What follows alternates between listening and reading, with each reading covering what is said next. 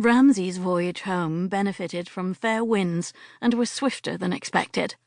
The light became bluer and the winds more chill as he travelled north. By the time he reached London, Constantinople was only a distant, sunburned memory. He spent several days in London, attending to business and staying at Thorsay House, which was owned by the Laird of Thorsay.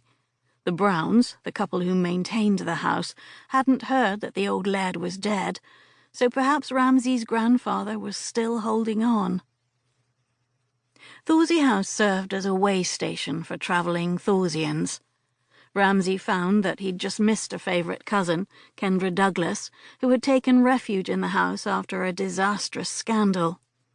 As a girl, she'd been a lively little thing. He'd taught her and Signy Matheson and several other younger children the basics of fencing.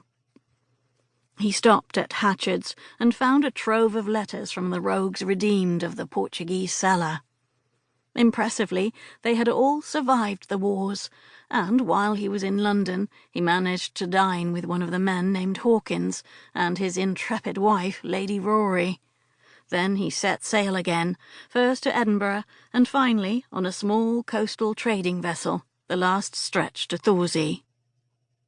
Ramsay spent much of this last leg of his long journey in the bow of the boat, feeling an unnerving sense of homecoming. The silvery seas and austere scattered islands seemed to be bred into his bones, despite his reluctance to return. When the vessel finally moored at the pier below Skellig House, Ramsay left the deckhands to unload his luggage.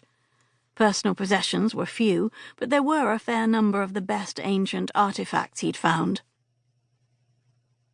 Impatiently, he climbed the hill to the Ramsay family home.